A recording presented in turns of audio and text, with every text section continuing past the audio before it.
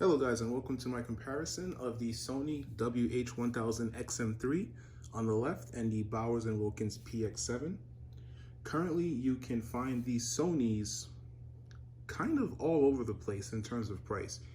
If you find them refurbished, I've seen them as low as about 199 US dollars. And if you find them brand new sealed in the box, I've seen them circulating for as low as $280. So you can find these for a much cheaper price than the Bowers Wilkins PX7. But the MSRP for the Sonys, if you go to a retailer like Best Buy or Amazon, most likely their price is what Sony states at 349 US dollars. The Bowers Wilkins PX7, the price for that is 399 US dollars. And because these were literally just announced, that's going to be the price that you're most likely going to be able to pick those up for. Let's get over the headphone design. So the Sony's here is primarily a plastic construction. It's a soft touch plastic. The ear pads as well as the headband is constructed of a leatherette material. It's an overall very lightweight, very comfortable pair of headphones. The ear cup openings are relatively nicely accommodated for various size of various size of ears. But the problems that I have with the Sonys here, if you can kind of hear it, it makes a creaking noise when you adjust the, when you stretch the headband a bit. And that is indicative of the primarily pretty much plastic build. So you kind of have that trade-off when you choose plastic. It's generally going to be more comfortable because of the lower weight. However, the overall sense of construction is not going to be as durable as a headphone that's primarily built from a metal or a stronger type of material like carbon fiber, for example, with the Bowers Wilkins PX7 over there. So overall, the design is very sleek. I love the way these look. Very minimalistic. It doesn't really stand out, so you can kind of wear these with a lot of different clothing and they will basically be nice and sleek and go well with pretty much all outfits because of the all black design. There is a silver model, which to me looks more like a beige. Those will be more, I would say, more flashy in terms of the design, but the overall footprint of the Sonys, very sleek on the head, very sleek off the head, well designed in terms of aesthetics. I like the way these look. In terms of the materials chosen, as you can see, it's kind of leaves a bit to desired. It's a double-edged sword. You get a lot of comfort because of the materials chosen, but as you can see, with plastic, durability isn't going to be the best. But these won't really break and snap up on you. It's just that sometimes you're gonna experience those creaking sounds, and I do sometimes hear the creaking sounds when they're on my head and I make head adjustments, like if I move my face. Sometimes it causes the headband to kind of move with my head and I can slightly hear the creaking sound, and it does interrupt the music a bit, but it's occasional and not really a big problem for me. Next up, we have the Bowers Wilkins PX7 here. Constructions on these is excellent. This is a well-built headphone, definitely heavier in the hand as a result. The sides here is I believe this is like a steel or an aluminum plate with the Bowers Wilkins logo nicely engraved. The headband arms are a carbon fiber composite. So these are going to be lighter than aluminum or steel, but it still essentially has close to the structural integrity and strength of those metal materials while not having the actual same weight. The ear pads as well as the headband, the under portion is constructed of a leatherette. Bowers Wilkins supposedly chose this material, so more people will be inclined to want to purchase the headphone that are, against the whole the animal fur and the animal skin and stuff of that nature. Basically animal activists, so people who are more conscious on trying to save animals and not use them for their skin and eat them and stuff of that nature. So the PX7 definitely has ditched the whole leather because of that. However, with leatherette, the durability is a bit better than leather because leather is very sensitive to materials such as water sweat, and just general abrasive materials, while leatherette will probably fare a bit better. In terms of breathability, in my opinion, I feel that natural leather is a bit more breathable, and I feel like the comfort is a bit better on natural leather. It feels more soft and supple against the skin. But there's some pros to having leatherette, of course, and it's usually the durability is a bit better on leatherette material because of how they can stand up against the elements. So yeah, the design of the Bowers Wilkins PX7 is very nice. It's an elegant design. It's a bit bigger on the head, but it's not overly bulky. The design does kind of compensate. These look very nice, so I guess if they're on your head and they're quite bulky, at least they do look nice. They definitely scream premium, elegant design. So there's that. So let's get over the control layout. Now the PX7 is a button-based control, which is on the right ear cup. Most of the controls are here. So right here you have the toggle switch to put the headphones into Bluetooth pairing, as well as turning them on and off. You have your volume up button, multi-function and play pause button, as well as answering and hanging up on phone calls. You have your volume down button here, as well as your USB-C input for charging, as well as using these headphones as a digital to analog converter. You also have your analog input here for in case the headphones, well, let's talk about that. These headphones technically have a passive connection right here for analog input. However, the headphones do need to have a charge in its battery in order to be used in any sort of feature. So if it's Bluetooth or if it's analog input from here, you need to have a charge. Now, if you're using this as a USB DAC, chances are whatever you plug these into will provide a charge through the USB-C cable. So it will still be able to run that way. But in order to use these passively with an analog cable, you need to have power in the headset. On the left cup, you have your active noise canceling button. This is going to be responsible for toggling between the low, auto, and high active noise canceling modes, as well as the ability to turn off the active noise canceling. And if you press this for 2 seconds, it'll put the headphones into a ambient aware mode, which allows you to hear what's going on around you. This also reduces the volume for the music down to a very low level. So you can still hear the music slightly, or whatever you're playing, you can still hear it slightly, but definitely you get to hear what's going on around you far more than what was playing through the headphones initially. So the storage cases between these two headphones, relatively, I would say that they share the same footprint. So they're not that much bigger than each other.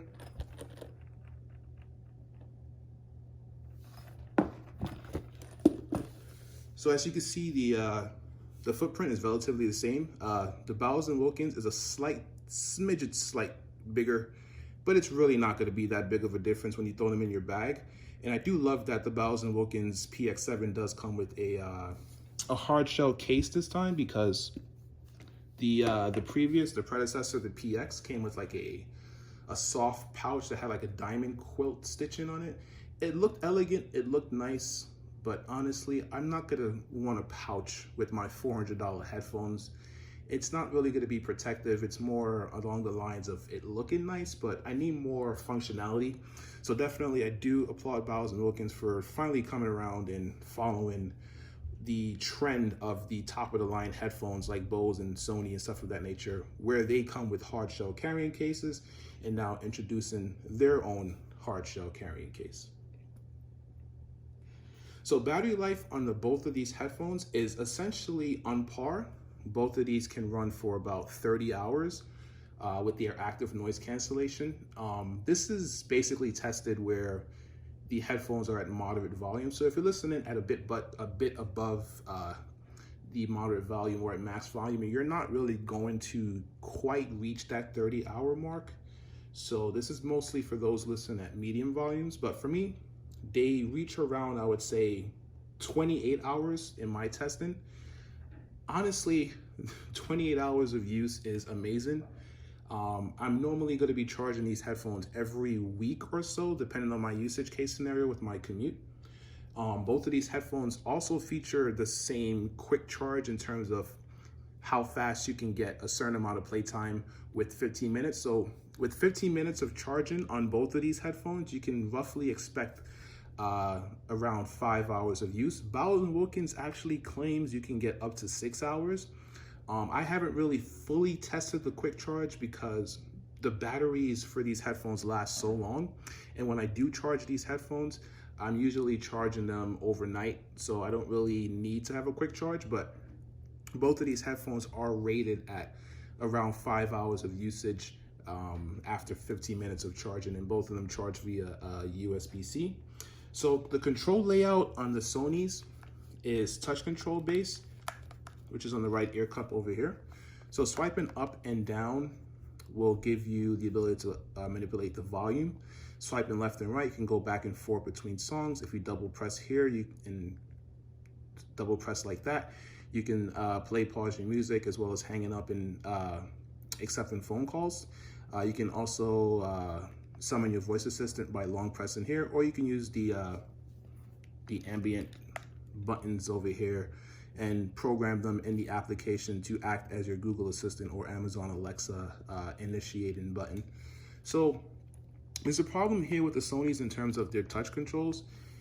In very cold climates, usually if the temperature drops below, I'd say around 32 degrees Fahrenheit, which is the freezing temperature, these headphones have trouble in terms of picking up the cold temperature as a touch input. So your song would start to skip all over the place, the volume may raise, it may lower, essentially rendering these headphones inoperable.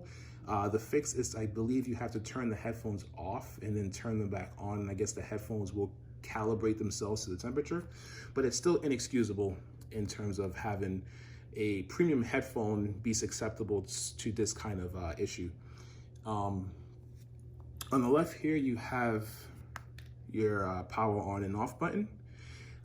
If you press and hold this button while the headphone is off and you keep holding it for about 5 seconds, it'll put this headphone into a Bluetooth pairing mode so you can connect it to another source.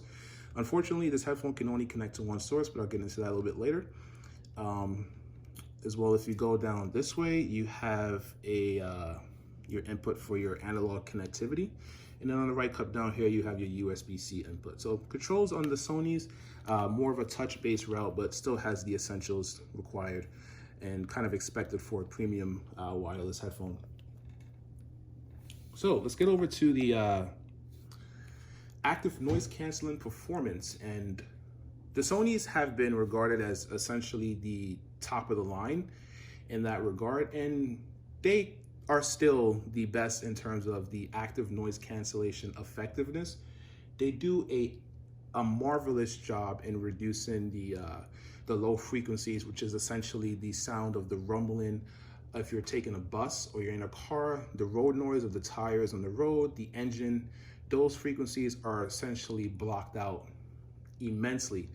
And they also do an excellent job in terms of subduing the level of intensity in the mid-range and the treble frequencies, which is basically where the voice chatter lies, and air conditioner whoosh and fan wind noise and stuff of that nature. In comparison to the Bowers Wilkins PX7, the PX7 actually does a very, very good job in terms of blocking out the noises around you. Now, in terms of the absolute effectiveness, the Sonys are a bit better, especially throughout the board. It blocks out more bass as well as more mid-range and treble frequencies. The PX7 is definitely no slouch, and I would rank the PX7 pretty much on par with the Bose noise canceling 700 headphones in terms of their overall ability to suppress your environmental noises.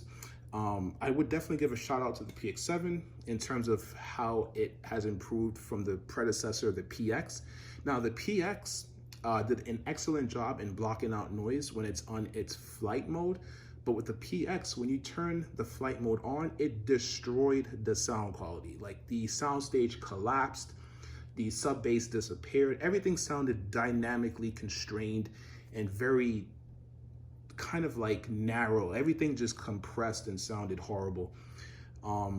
With the PX, you essentially had to put them on office mode or turn the active noise canceling off altogether to get its excellent sound. But In office mode, the PX just did not really block out enough sound to be even remotely competitive against the noise canceling headphones that it was going up against at the time. So the PX7 blocks out roughly similar amount of noise as the PX did in its flight mode, but with the PX7, I don't hear any detrimental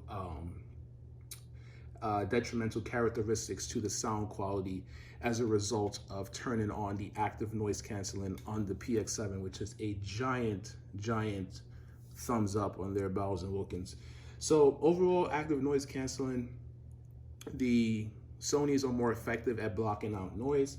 They both have an ambient aware mode. In terms of the naturalness behind that, they're both pretty good. The Bowers Wilkins PX7 sounds a bit more natural. I hear more treble frequencies in the ambient aware noise, so it kind of makes the sound more akin to not having headphones on.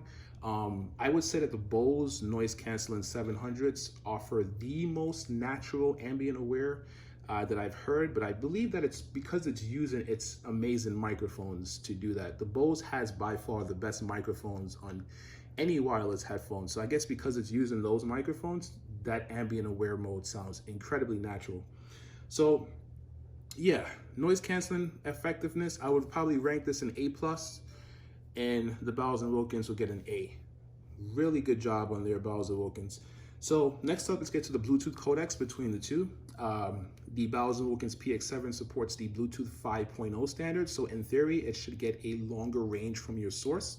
I can confirm that this headphone, I can literally walk, I'm trying to put it into perspective.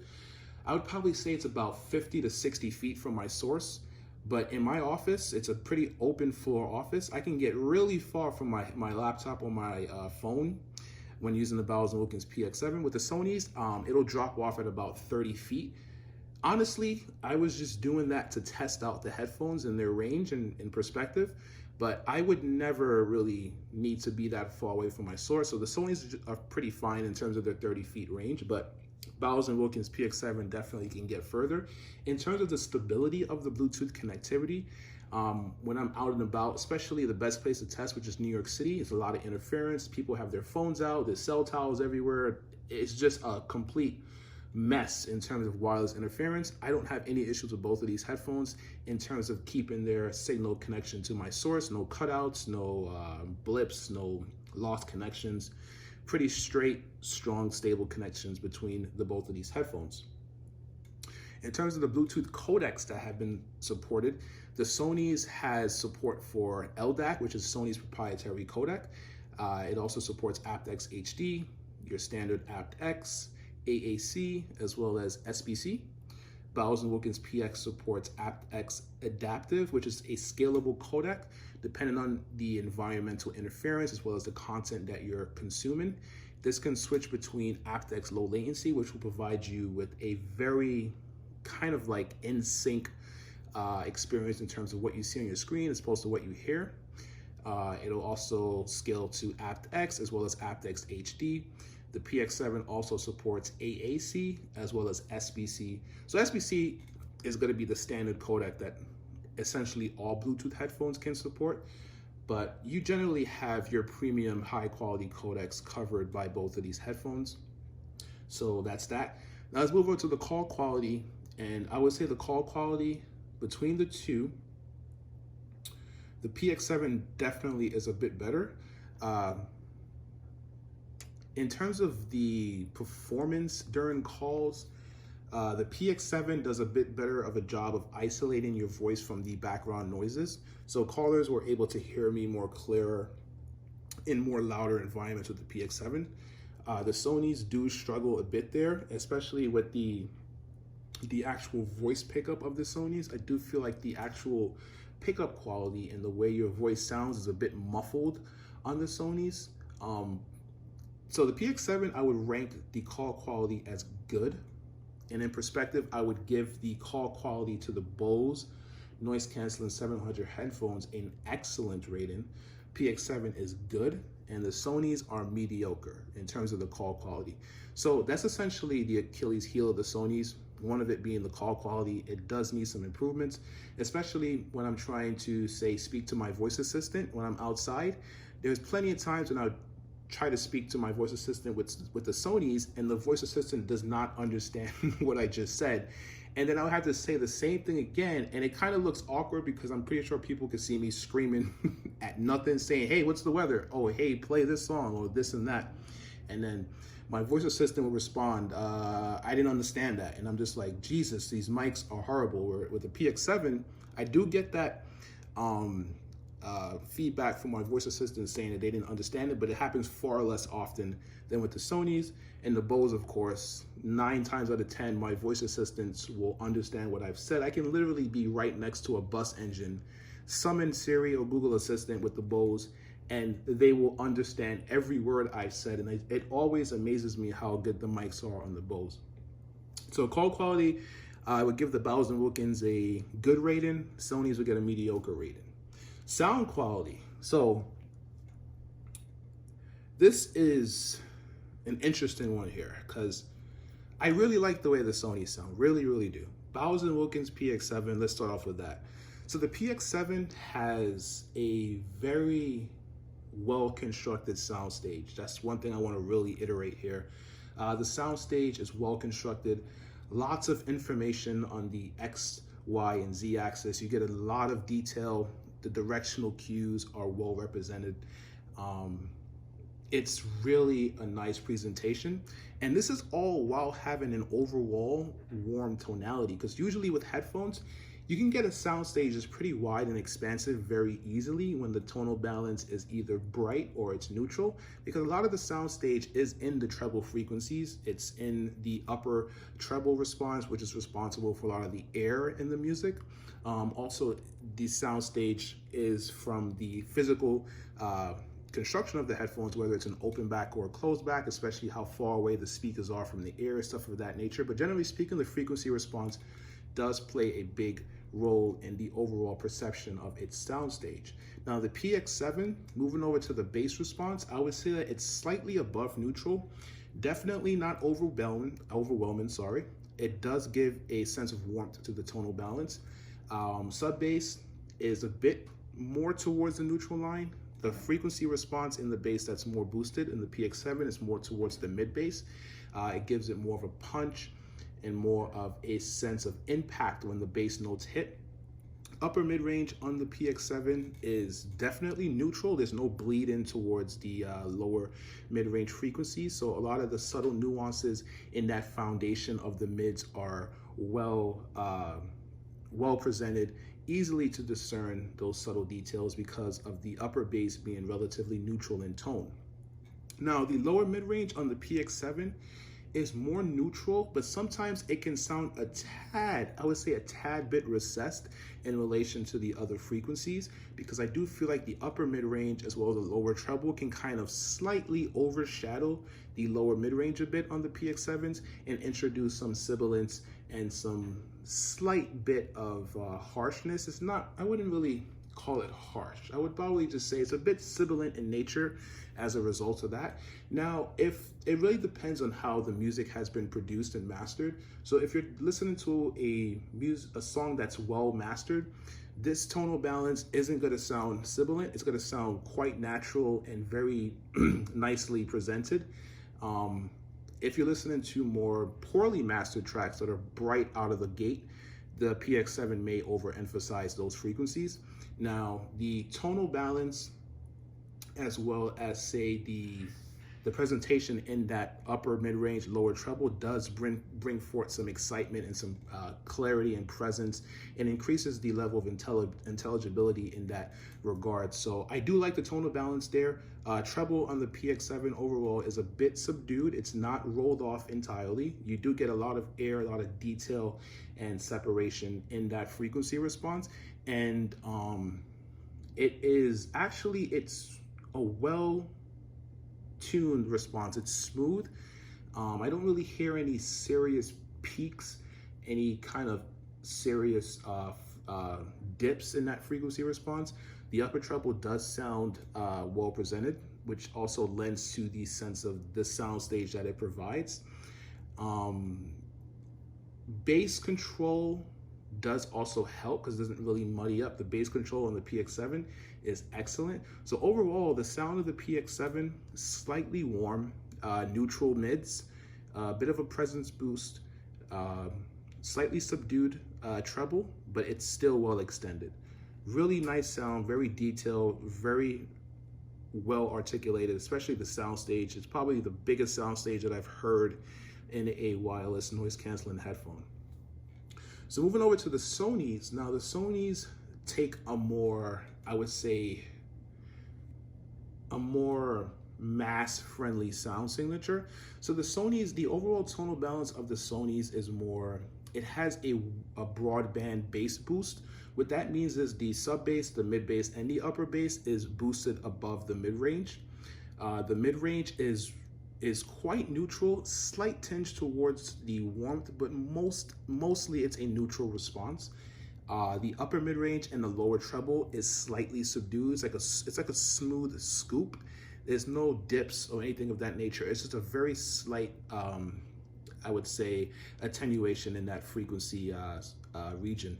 And then there's a slight peak, I would say around 8 to 10 kilohertz, brings forth some sparkle to the music. It kind of generates a sort of V-shaped sound. Like I said, it's a great tune-in for the masses. It works with a lot of modern day genres of music, such as EDM, dance, hip hop, R&B, rap. Those bass-driven types of genres will fare very well with this sound signature that the Sonys produce. And then after that peak around the mid-treble, I would say in the upper treble, there is a roll-off. So that roll-off kind of sucks some of the air out of the music. So as a result, the Sony soundstage is more intimate. It sounds more like you're on the stage with the performers, whereas with the PX7, it sounds like you're more in the audience. It sounds like you're actual in a large auditorium. You can hear the reverbs and the spatial and the decay information from the instruments a lot better with the Bowers and Wilkins.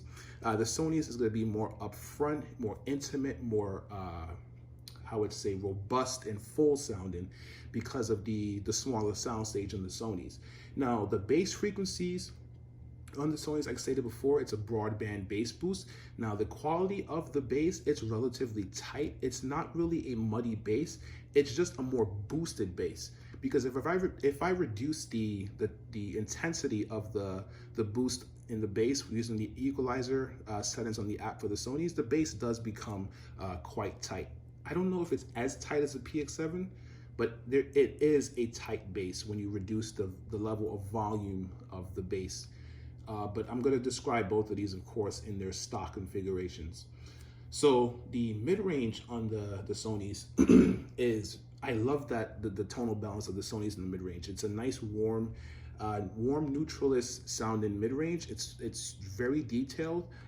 It has good separation in terms of being distinct between what's going on within those frequencies. The presence and the sense of depth is a bit in your face because of the smaller soundstage. The depth in the projection is, of course, more convincing with the Bowers and Wilkins. The vocalist sounds more like they are further away from you, whereas the Sonys, it sounds like they're kind of pretty much probably like 3 feet away from you. Like I said, it sounds more like you're on the stage with the Sonys.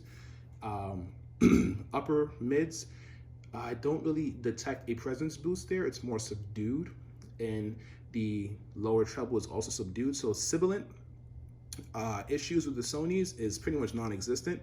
These sound smooth from top to bottom. It's a very forgiving and pleasing, and I would say that's what the majority of listeners are going to probably prefer, is that kind of pleasing and warm, smooth sound signature. This does kind of reduce the level of perception in terms of subtle nuances and details in the entire mix because of the closeness of the sound. It doesn't really give you the air and the separation that's naturally in the music that the PX7 more better captures. But if you're listening to, like I said previously, bass-driven music, you may prefer the Sonys because of the more oomph and the more fullness in its sound. Now, the treble is quite crisp. It's well detailed, but it's definitely rolled off to kind of again stick with that warm and smooth sound signature. Now the cool thing with the Sony's is within its app there is an EQ that can give you predefined presets as well as the ability to customize it and use the different bands. I believe it's a 5-band EQ. So you can manipulate the sound of the Sony's a bit if you do find that they are not to your liking. But I'm talking about the sound here in terms of a stock perspective. And I do believe even after EQ in the Sony's, there's still characteristics in the PX7 that the Sony's can't quite match, especially the soundstage. And I would say that the level of quality and the control and the bass is something that the Sony's just can't really match even after using the equalizer. But overall, you really can't go wrong with either of these two. I would say that the PX7 is the more technical headphone. It's warm, but it's a more expansive sounding headphone, a bit more detailed, a bit more natural sounding in its execution. The Sony's is a bit more tuned for the masses. It's a more warmer, fuller, robust, bass-driven sounding headphone. It's a warm and smooth headphone. Very easy on the ears. It doesn't try to wow you with any massive treble spikes or, you know, overly done bass. The bass on this is boosted, but I wouldn't say it's overly done. It's a nice, warm, rounded out sound signature. So this is probably a better option, the Sony's, for those who prefer more bass-driven sound. And the PX7 is a better option for those who prefer a more detail-driven sound. So in conclusion, this is gonna be hard because I don't really know which is the best out of these two. I honestly love both of these headphones. They literally knock out pretty much all the others in terms of the feature set as well as the sound. I would say that these are my two favorite in the category, and I really don't know which one is the best. The Bowers Wilkins PX7 is probably the more well-rounded headphone. So if I had to choose, I don't want to end it as a, oh, this is a, we don't really know which is the best. It depends. I'm going to give you guys my input on which is the best. And I would currently say the best is the PX7s. So now to summarize everything, in terms of the sound, the PX7 has a better quality to the sound. In terms of comfort, I would say the Sony's are more comfortable. The PX7 is definitely way more comfortable than the PX, which is its predecessor, but there's still a bit of a clamp with the PX7 in comparison to the Sony's. So the Sony's are more comfortable. Noise canceling performance, the Sony's is a bit better, but the PX7 is definitely no slouch. Battery life, they're about the same. Call quality, PX7 is a bit better. The control layout, they both will definitely give you all the controls that you need from a headphone. The price, the Sony's definitely win here. PX7 is pretty much in its premium category. It's gonna be at its $400 price for quite some time. Headphone design, PX7 is a better built headphone. The design is more subjective. Sony's are more streamlined, and the PX7 is definitely more of a fashion statement. It's more elegant and sophisticated in its construction. But overall, I would say what really sets it apart is the fact that the PX7 can connect to two Bluetooth devices at the same time, whereas the Sony's cannot connect to two Bluetooth devices. It can only connect to one Bluetooth device in its operation. So the Bowers Wilkins PX7 really doesn't have any major drawbacks like the Sony's do. The Sony's two drawback is the Bluetooth connectivity, as well as the poor microphone performance. And the PX7 has a better microphone performance than the Sony's, and it can connect to two Bluetooth devices at the same time. So this is why I choose the PX7, and I would go as far as to say, overall, I would say the PX7 is the new champion in terms of a noise canceling headphone because it literally ticks all the boxes. The Bose noise canceling 700s are also very well-rounded headphones. They have the best microphones. dual Bluetooth connectivity. But the sound for the Bose, I would say it's clear, it's detailed, it's well balanced, but because of the active EQ implementation, it literally falls apart when you try to crank the volume to a point where you feel like it sounds full. Well, in my opinion, when I try to crank the volume to normal listening volume, when I want to get immersed into the music, the fact that the bass now becomes subdued and then the upper mid-range is boosted because of the active EQ with the Bose, the overall sound in the Bose becomes harsh and lifeless. So the Bose loses it in terms of the sound. If the Bose didn't have that aggressive active EQ, I would probably rank the Bose as the top, with its only detriment being its battery life isn't as competitive as these two. It has 20 hours of battery. But if the Bose didn't have that aggressive active EQ that destroyed the sound, in my opinion, when you raise the volume, then I would prefer the Bose. But the Bose sounds a bit too harsh and lifeless to my liking. The Sennheisers,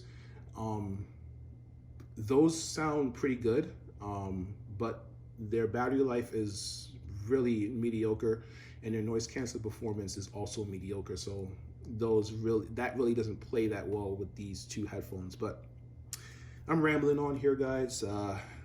If I didn't explain something in this video, please let me know in the comments below. I try to answer them to the best of my ability. And thanks for watching this rather lengthy comparison. I try to make this as in-depth as possible for you guys to get as much detail out, let you guys know all the nitty-gritty. But thanks for watching this video, guys. Later.